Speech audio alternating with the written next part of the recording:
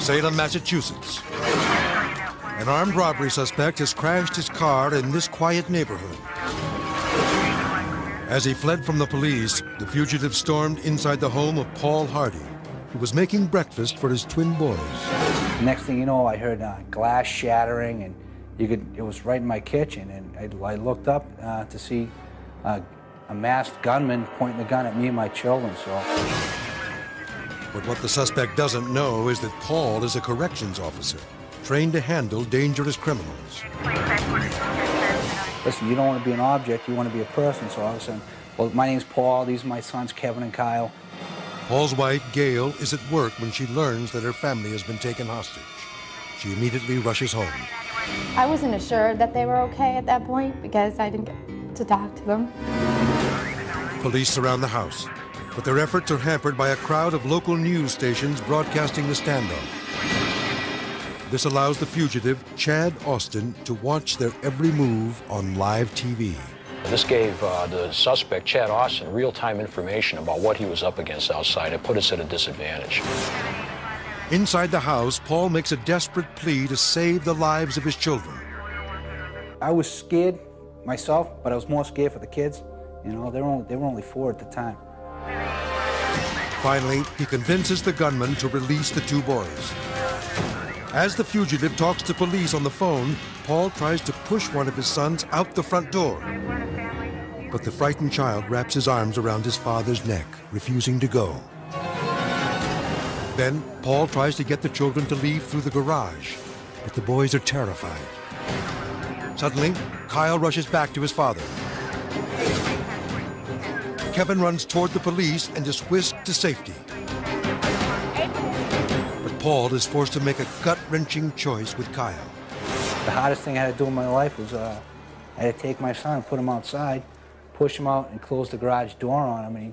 And he's pulling up, and I can feel the door trying to come up, and he's kicking and banging on the door, and it just ripped my heart out. Police quickly move in and carry the child away. The boys are safely returned to their mother. But now, Gail fears for her husband's life. Police officers persuade the gunman to allow the couple to speak on the phone. Gail chokes back tears, trying to remain strong for her husband.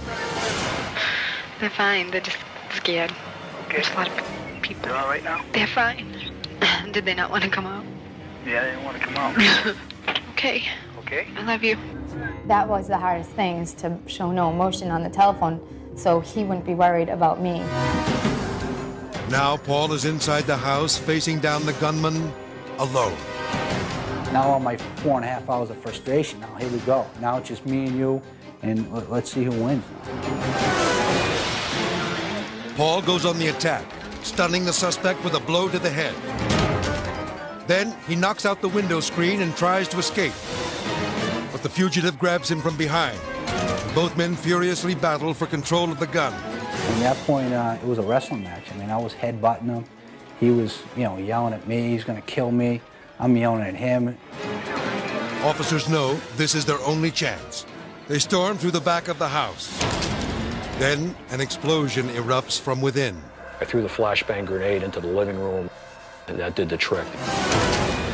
The explosive device disorients the two men long enough for police to grab the gunman. Paul stumbles for the window and leaps out onto the lawn.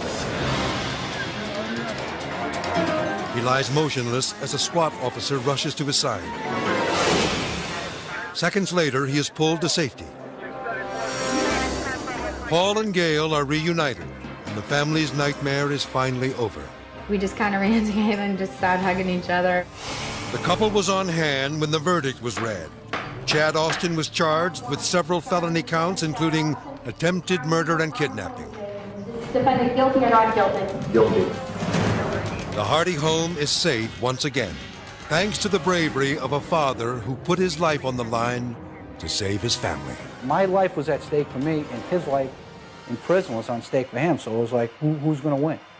And, the better man won.